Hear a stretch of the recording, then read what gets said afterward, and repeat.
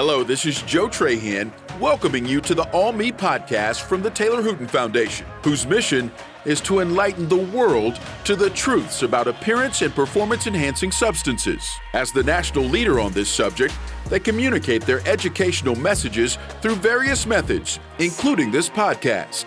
Thank you for listening and enjoy the show.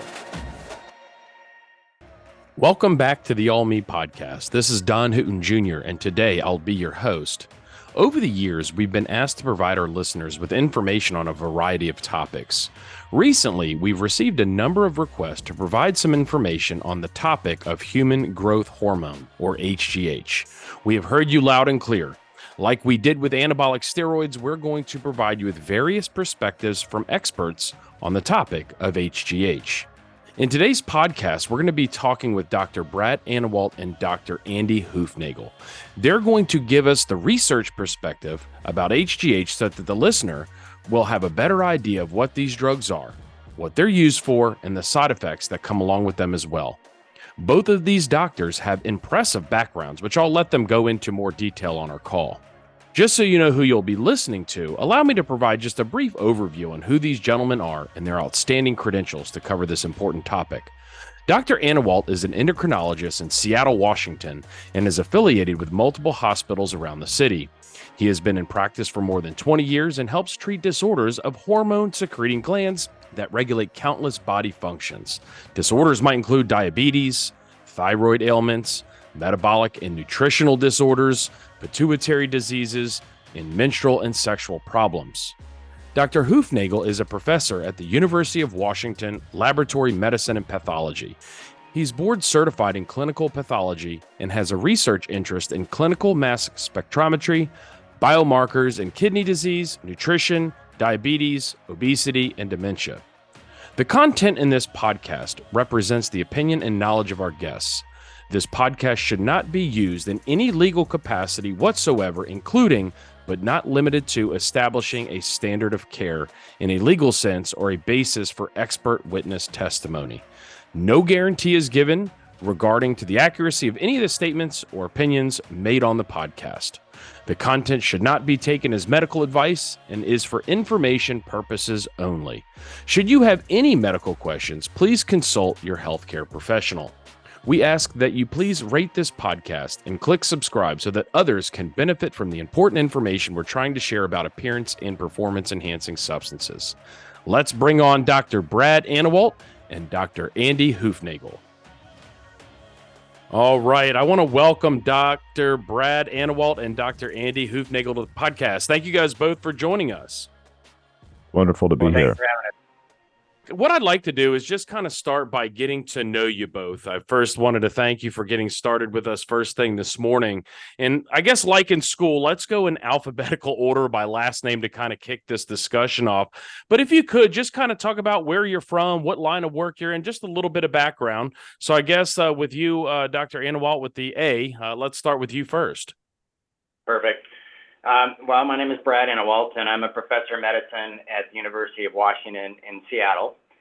And professionally, I am a hormone specialist and endocrinologist, and I spend much of my day either doing research in that area or seeing patients that have hormone problems. I also work as a consultant for the NCAA and for the United States Anti-Doping Agency in reviewing applications for athletes to use substances and drugs that are considered performance enhancing and to see if they can get an exception. So, for example, I review applications from athletes that want to use testosterone, and if they have a medical indication for the use of testosterone, we approve that. But if we don't think they do, then that is a banned substance by the United States Anti-Doping Agency, NCAA, and the World Anti-Doping Agency, and we would say no. Personally, I am an enthusiastic but bad athlete, and so my relevance to today's conversation is that I have as much interest in trying to get better as many of the people in the audience. Well, great, thank you. And just kind of a quick discussion on a side note. I guess if an athlete were to get a TUE, a therapeutic use exemption, is it even allowed in professional sports for an athlete to use testosterone, even if you've reviewed their case file and by all stretch, by all the data, they would be required to take testosterone? Yes, one can get permission to take testosterone, growth hormone, and other substances that are banned. You have to have a clear medical reason for it, and then depending on the sport and the level of your athletic eliteness, there are very important regulations on the dose that you can use and the monitoring. No, thank you for explaining that. The reason I ask is that is often a question we'll get, especially from our younger audience. So sorry to sidetrack us there. How about you next, Dr. Hoofnagle? I, unlike Brad, do not see patients or treat patients. I'm a lab medicine geek, and so I help run the clinical lab at the University of Washington Medical Center in Seattle, and specifically the clinical chemistry lab. And I have a basic science research lab on the side that's grant funded, not only by the National Institutes of Health, but by the Partnership for Clean Competition, which is where my interest in these hormones lie, including growth hormone.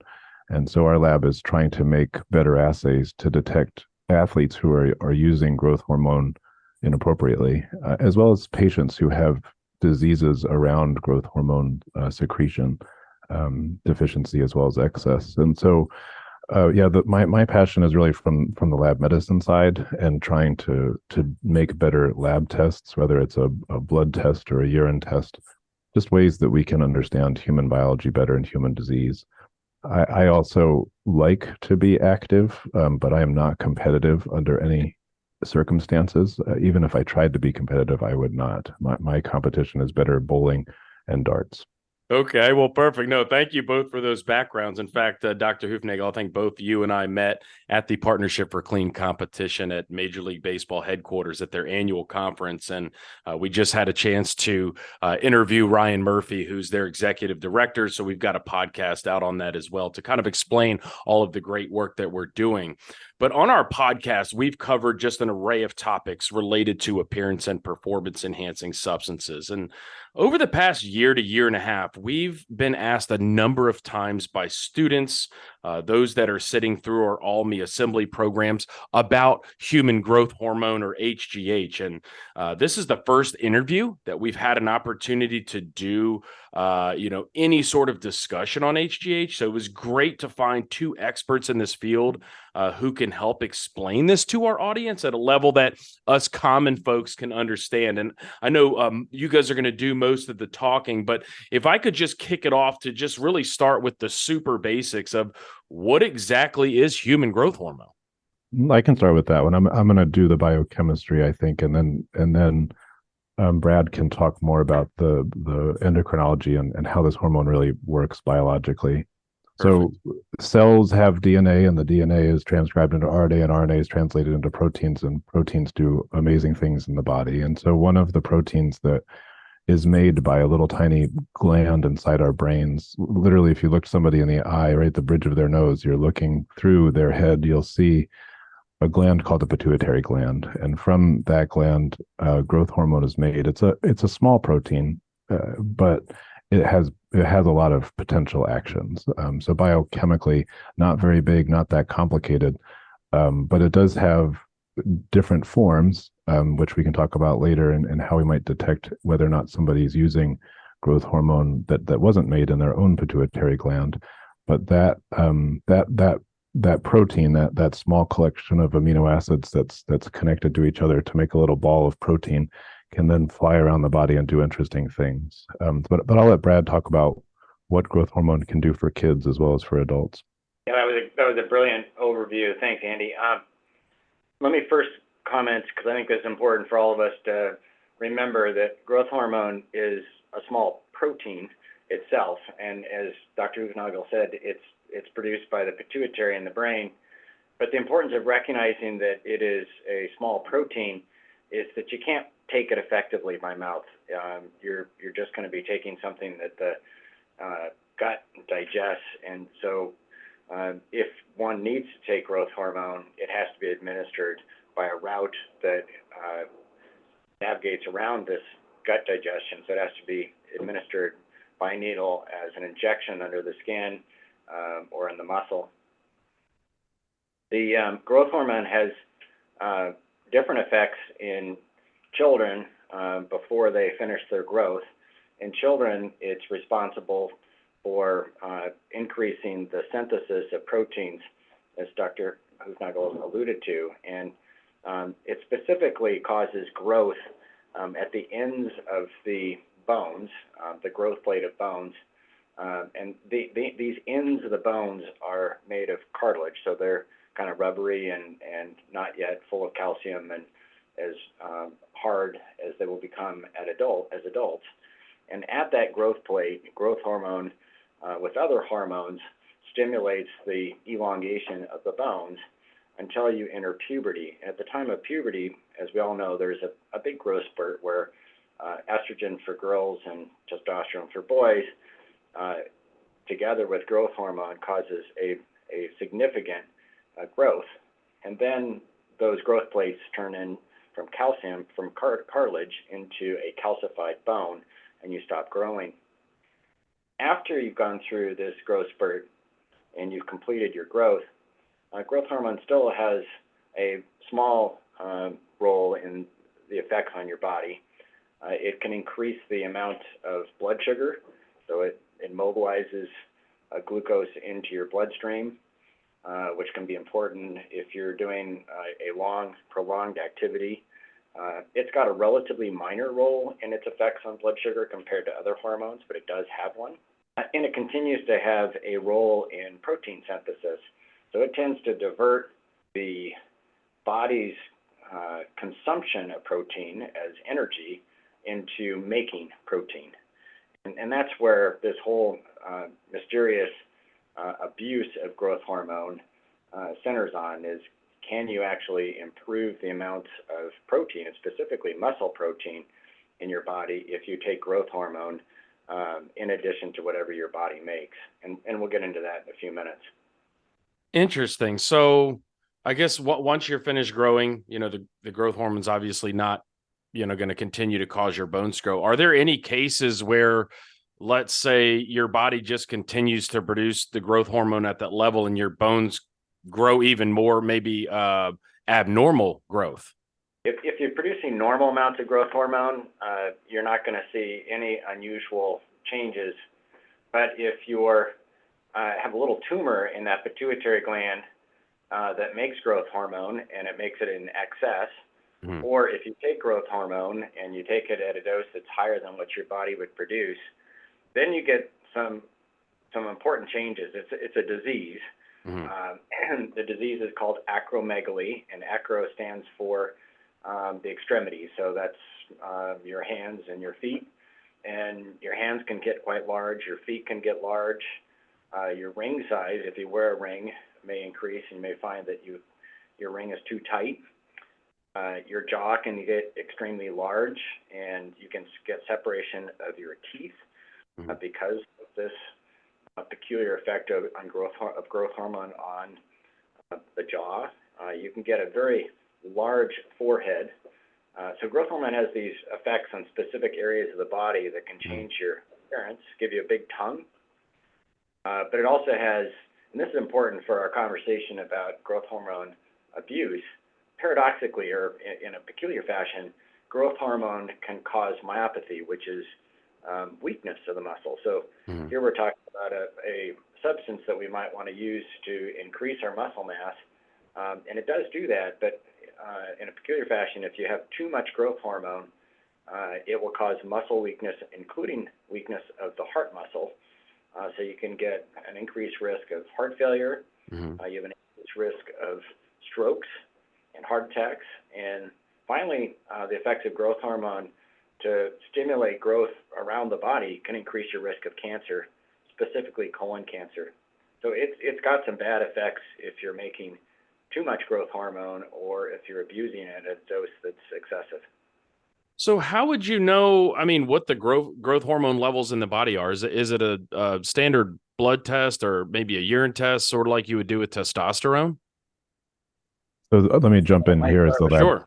Yeah, please. Let me do the lab test part. We in the clinical lab, it's hard to quantify growth hormone reliably. It is a small protein. It is at low concentrations. More reliably, we can see, but it's very variable over the course of the day. So if I measured it at one point of the day, it might be different than a few hours from now. So instead, we can look at the downstream effects of growth hormone, and that's what's so crazy about growth hormone. It's got a really short half-life. If I do inject or administer growth hormone, uh, what I injected will actually be gone in a couple of hours. And as a result, we can't really reliably say that there's increased growth, that someone's taking too much growth hormone, unless we look at the downstream events. And so, as Brad was talking about, growth hormone does lots of things around the body. It actually increases a hormone called IGF-1. And that has a longer half-life, and that has other effects throughout the body. So sort of indirect effects of the growth hormone itself. That is a very easy molecule for us to measure in the clinical lab. Much higher concentration, doesn't disappear as fast, and it's easy to measure. There is another molecule called P3NP, which is a part of type 3 collagen. And collagen, as Brad was talking about before, part of bone synthesis, it's part of cartilage, it's part of all of our vessels. It's a really important molecule, and growth hormone does change the amount of P3NP that we can find circulating in the blood. And so via a blood test, we can measure IGF-1 and P3NP to get an understanding of how much growth hormone the body has seen over the past couple of days. So it's kind of an integration of the growth hormone, even though it's not quite so simple to look for growth hormone itself. Interesting. So I guess from two different perspectives, I mean, you have somebody that would need to clinically be treated for growth hormone, and then you have the whole discussion of athletes, those in the bodybuilding community that are using these drugs, or even anti-aging, that are using these drugs, I guess, outside of what somebody would write a prescription for. So I guess there's those two different types of usage. So I guess if we start with the clinical one, like, why would somebody need growth hormone, and how would they go about getting it prescribed, and how strict is it when it comes to prescribing that type of drug? How about if I take the first crack at this one, then I'll have you augment. Is that okay, Andy? Sounds great. All right. Let's divide this into assessing or trying to figure out if somebody's not making enough growth hormone as a child versus an adult. As a child, we assess for inadequate amount of growth hormone if the child's not growing normally. And there's a number of factors. One of the first things you want to ask is, do they have adequate nutrition? And if they do have adequate nutrition, are they absorbing the food that they're taking in before you actually consider the possibility that they have growth hormone deficiency? But once you've determined that they've got an adequate amount of nutrition and that they're absorbing it, you would take the steps that Andy described to assess for inadequate amount of growth hormone. Now it gets simpler for adults. We almost never assess for growth hormone deficiency in people over age 18 that have completed their growth. The rare exception to that is somebody that has a pituitary tumor, a growth in that gland that makes growth hormone, or some other disease that has destroyed all capacity to make growth hormone in the pituitary. And in that particular setting, there's some evidence that if you can prove they have inadequate amount of growth hormone, that if you give growth hormone, that they feel a little better than if they get placebo. There's also an increase in muscle mass and decrease in fat mass if you give growth hormone to somebody who's growth hormone deficient. It's about a 5 kilograms, so about a 12-pound conversion of fat into muscle in somebody who has growth hormone deficiency if you give them growth hormone as an adult. But we haven't actually proven that translates into improved strength. So we get these significant changes in the amount of fat and muscle mass you have in somebody who's growth hormone deficient, but that hasn't actually been demonstrated to improve their strength, which is really much more important than the amount of muscle or fat you have. So that's the brief summary, and maybe Andy can talk about in a little more detailed fashion some of the laboratory components of the the diagnosis. Well, I think can I ask you a question, actually, Brad, about what you mentioned?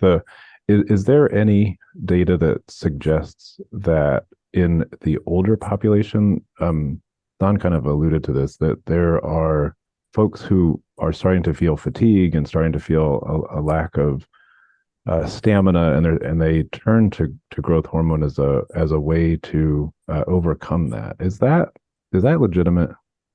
Well, I'm going to be careful with the word legitimate. Sorry. There Is there any clinics scientific evidence to support said approach? Yes, there have been clinics set up all around the United States and other places in the world, really looking to turn older men and, to a lesser degree, older women into young men and young women. And one of their treatments is growth hormone. And as you get older, your growth hormone concentrations in the blood tend to decline. And so one of the natural hypotheses or assumptions would be that if you give growth hormone to those people, that they're going to feel better, be stronger, able to leap tall buildings in a single bound. And not only is there no evidence of that as a positive effect, but there's a lot of evidence that indicates that growth hormone really doesn't have any significant benefit to older people who have natural declining levels of growth hormone related to aging. And then with respect to athletes, and whether or not growth hormone could actually be beneficial, and you mentioned this, that there's not great evidence at all that increase in muscle mass increases strength or stamina or exercise capacity, with the exception of, as far as I know, maybe two. And one showed that specifically in men, their leg press strength was slightly improved. That was an International Journal of Endocrinology paper, and another one in the Annals of Internal Medicine, where something called sprint capacity was improved statistically. It's very unclear what that would actually mean clinically, but in which cases do you think increasing sprint capacity would help? Does this help the average high school football player? Does it help, elite 100-meter athletes? Is this real, or do you think that this is again a difficult scientific concept to interpret? No, I think those are great questions. My answer is first going to be a shameless plug, a shameless appeal to the younger members of the audience listening to this podcast to think about science, because athletes are scientists. And for decades, people who were supposed to be experts in physiology and in the medical effects of various things on the body said that testosterone and anabolic steroids did not affect athletic performance. And the athletes conclusively, unequivocally, proved that the experts were wrong. And so when I answer your question, I want to be a little careful about growth hormone as well. I'm going to divide the answer to your question into three different categories. The first one is power. The second one is anaerobic exercise. That's exercise where you're sprinting or you're working as hard as you can for a short period of time, and then aerobic.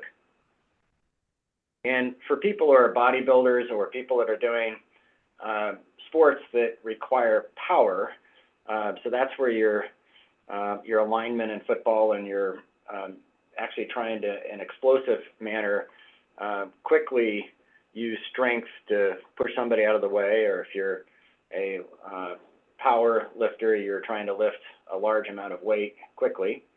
The data is pretty convincing that growth hormone doesn't have good effects on arm strength or leg strength. I know you quoted one study, but if you look at all of the studies, it's really not been shown to be effective.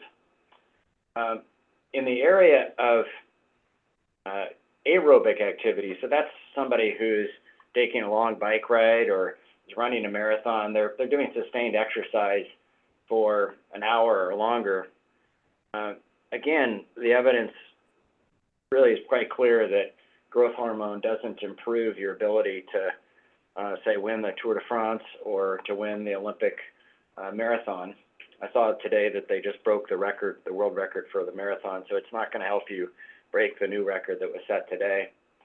But in the area of anaerobic activity, and you mentioned this, Andy, the sprinting, but this is where you're doing something in a short burst for longer than just lifting a weight, but it's speed, it's running, it's bicycling. And there's really one study that's been done on this. It did two different tests. It's something called the Wingate test, which is where you stick somebody on a bicycle. Any of the three of us could do it.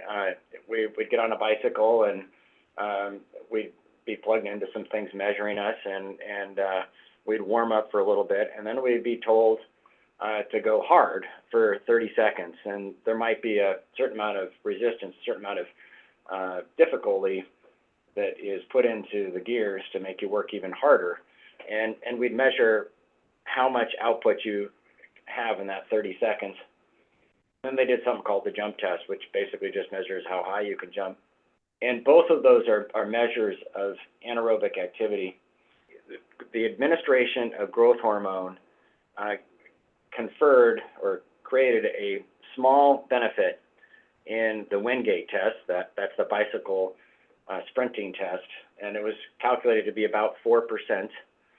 And the authors then calculated that if you were running a 100-meter or 100-yard race, and you could do it in 10 seconds, which is way faster than at least I can do, but the elite athletes can do that, you would decrease your time spent running that race by about 0.3 or 0.4 seconds.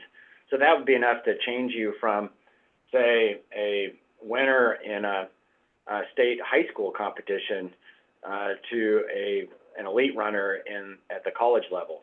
And certainly at the level of the Olympics and the world elite athletic competitions, where a tenth of a second or even a hundredth or a thousandth of a second can be the difference between winning the race and finishing second, it would suggest that growth hormone might be beneficial. That's the only study that's been done. It was done years ago. And as I said, athletes are scientists. They are experimenting to see if they can get a benefit. And if they're using it, they think they're getting a benefit. And they might very well be doing that. Some of the benefits, and actually this study that I quoted didn't actually show any increase in muscle mass. So it appears that the effect of the growth hormone is doing something else. It may be helping mobilize sugar get to the muscle, but it did not result as an effect on muscle mass. Some of the other benefits of growth hormone, it actually may help you heal faster after vigorous exercise, or so shorten the recovery period, and it may help you heal from small tears on the tendon and so forth by these effects on increasing protein synthesis in tendons and muscles. Now, I want to be really clear to the audience that we don't know this. These are plausible, they're possible real effects of growth hormone, and the athletes that are abusing growth hormone are speculating. They're using their own bodies as experimental models, and we know that there are unsafe aspects of growth hormone for sure, and they're trading that known harm for a potential benefit that has been unproven. Fascinating. And, because you hear about athletes at the elite level using growth hormone, and just one would think it doesn't sound like there's a whole lot of compelling data that it's actually going to help this athlete perform any better. So I guess I just kind of wonder, with that data that's out there, and sort of like you had just said, I mean, they're really using their body as a science experiment. Why would they use it? I mean, do you think it's possible they could be getting poor information from somebody, maybe their performance coach or trainer or what have you, that's taking some of this data that they're reading, saying, oh, okay, well, there is this small benefit, or there could be this small benefit, which might be pushing that athlete to decide to use the growth hormone? If you go to the internet and just start searching and try to buy human growth hormone, there are so many websites that will sell you something, whether it's a growth hormone booster or a growth hormone stimulating drug or even growth hormone itself. And if you read those websites, they read like a scientific paper. It's amazing. It's not just a magazine. These are hardcore information-rich websites that are trying to convince people that growth hormone can do all of the things that we've been talking about, whether it's healing faster or improving stamina at old age or making you the next best elite football player. They hit everything. These are really incredibly deceptive, but very intricate and well thought out websites. I think that most people learn from the internet, but I know that there are coaches and physicians who are unfortunately, and we've been talking about this at the USADA conferences for the last decade or more. There are people who help provide advice to find access to these hormones and these drugs that can potentially alter performance. And I don't know where the information is coming from, but I hate to say that the internet is completely full of misleading information. Yes, sadly, and that's where a lot of our young people are getting the information from, and led to believe that these drugs are miracle drugs, and could help them be the next latest, and greatest athlete. But one of the things I'd love to ask and is, okay, so what are the costs of these drugs? And we did a project with the Digital Citizens Alliance. They're sort of like an internet watchdog. They ordered some of these illegal substances online and had it shipped to their office. Then it was tested by a lab. Pretty fascinating results is what they got. But they were getting month-long dosages of human growth hormone for like $200. Can you elaborate on what these drugs cost? And I mean, I guess even if you were prescribed them, I mean, what's it cost somebody to use these drugs? The $200 thing that you just said, Don, is a number that I saw all over the internet. Like, $200 for a month of injections. But I think Brad would have a better sense for what patients actually pay. I mean, insurance complicates this entire discussion, but what are your thoughts, Brad? Well, a couple of comments.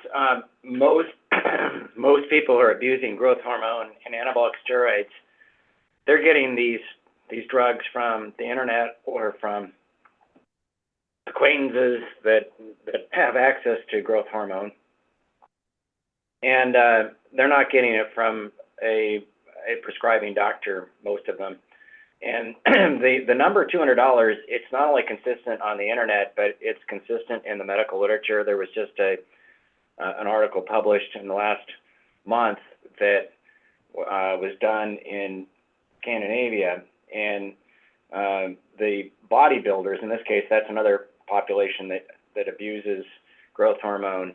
They were spending $50 a week. It was actually 50 euros, so a little more than $50, to purchase steroids, anabolic steroids, and growth hormone products, and that was their total cost.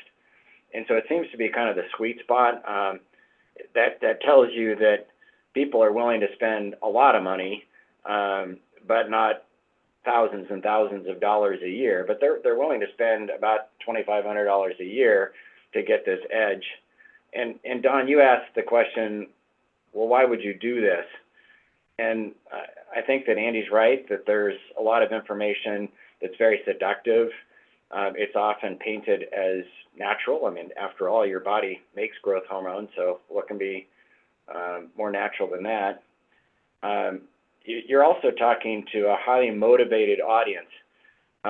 People who are athletes that are aspiring to be better. We're in a society now that regards athletes as heroes. That's true at the high school level. It's true at the college level. Certainly true at the professional level.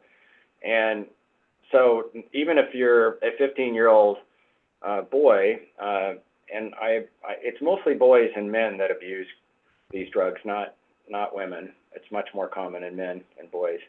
But if you're a 15-year-old boy and you're trying to be more attractive and more popular at school, one of the ways to do that is to succeed in sports. And you may look for advantages like taking growth hormone or anabolic steroids. And so you're willing to spend $50 a week to do that. And we know this because, I've got 3 daughters that are now in their 20s, but in high school they were taking protein and creatine supplements to help augment the effects of exercise on their bodies and on their athletic performance. And of course, those are not banned substances. They're just attempts to use nutrition to improve your muscle strength and how much muscle you have. And they were expensive. So it's $50 a week is about right. That's right. I mean, it's been priced to be affordable, but to make a profit. We could go down the rabbit hole too that you mentioned, Don, which is consistently testing of these products shows that when you buy something from an acquaintance or from the internet, you may be getting more than you asked for. They often contain substances that are not in the ingredients. You may not be getting what you thought you were buying, because oftentimes it doesn't include whatever it is you thought you were purchasing. And there's various degrees of purity or how clean these drugs are when you buy them from those sources. We had mentioned a little bit about what do we do to try to identify people who need growth hormone, and how do we determine that? And just to dive in a little bit, I had mentioned before that growth hormone isn't something that we normally use to identify how much growth hormone the body's been seeing. Instead, we look for those downstream biomarkers, those other proteins that growth hormone turns on. But there is a way to identify folks who have not enough growth hormone synthesis from their pituitary gland, where we inject something into their body, whether it's insulin or glucagon. We can stimulate the production of growth hormone from the pituitary, then measure the amount of growth hormone that was made. And if there's enough of a bump, we would say, okay, they're okay. If there's not enough of a bump, then we're worried about the body's ability to synthesize enough growth hormone to support all of the important functions that it does do. Brad, I'm curious, because you mentioned being a consultant and thinking about instances where folks might actually be able to take banned substances. In your experience, how often, how frequent really is this physical, this medical need to take growth hormone in the community? How many exemptions do you think you've approved, if you will, for the use of growth hormone in someone who's older than 18 years of age? It gets very close to zero. We certainly approve growth hormone pretty frequently in children. So in boys under age 18, it is not uncommon for them to have real growth hormone deficiency that has affected their ability to grow normally and in comparison to their other family members. So in that particular setting, growth hormone is reasonably commonly approved.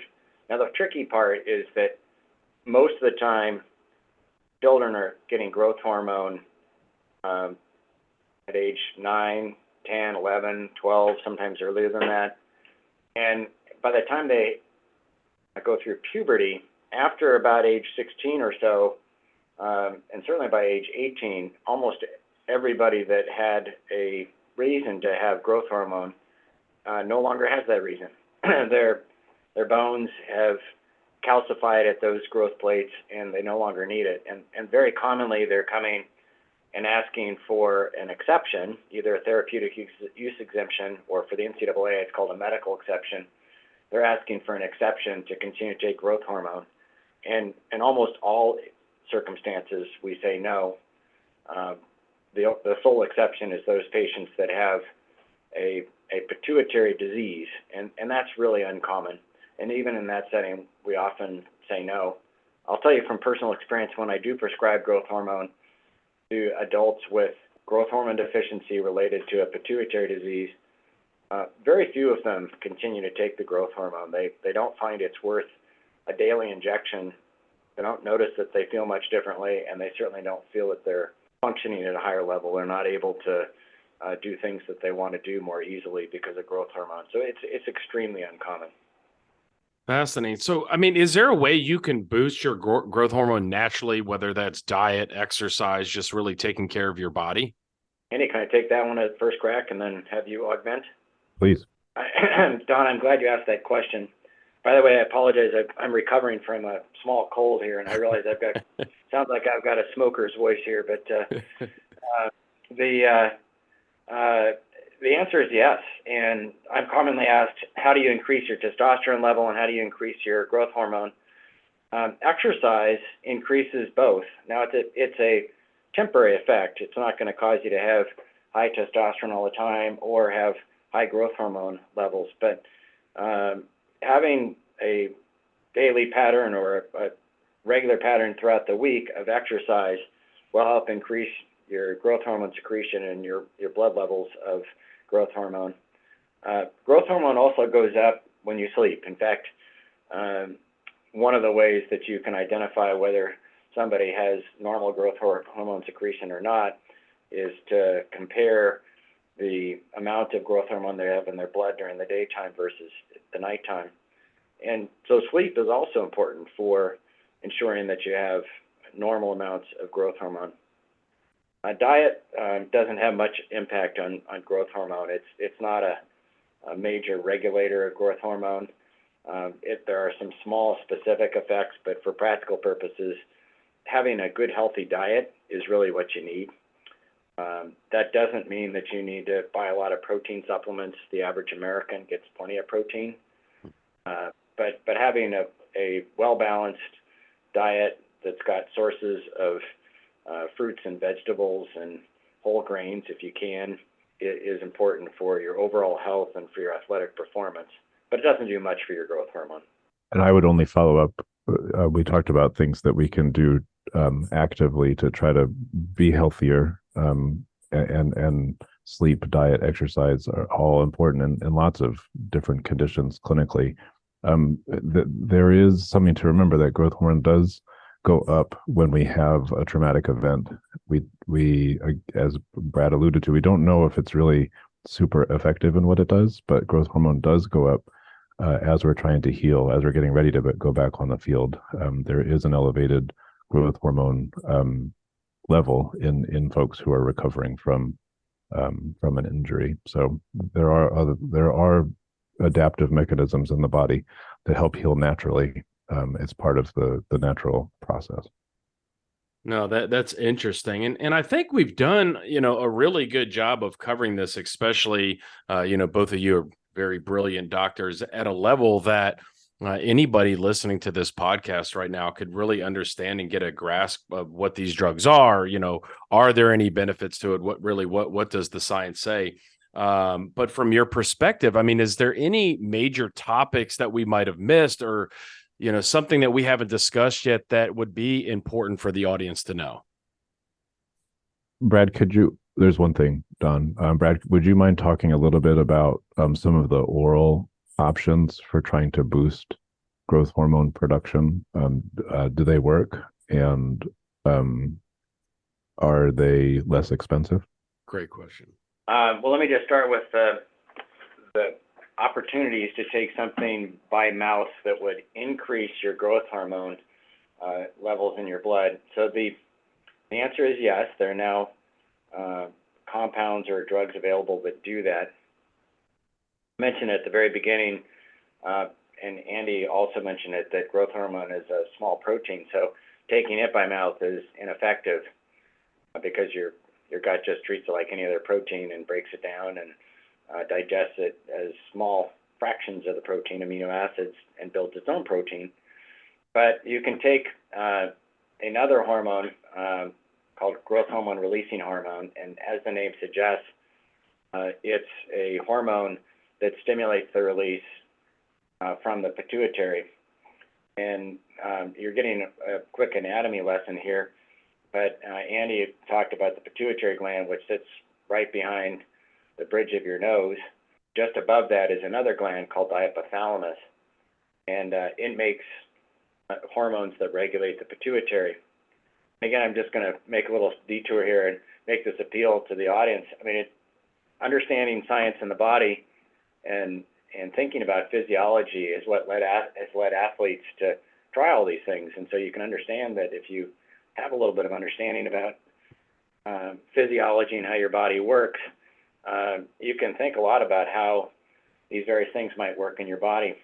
But coming back to the question, there are now drugs that are available that can be taken by mouth, and they are not digested by the gut, and they will stimulate the release of growth hormone.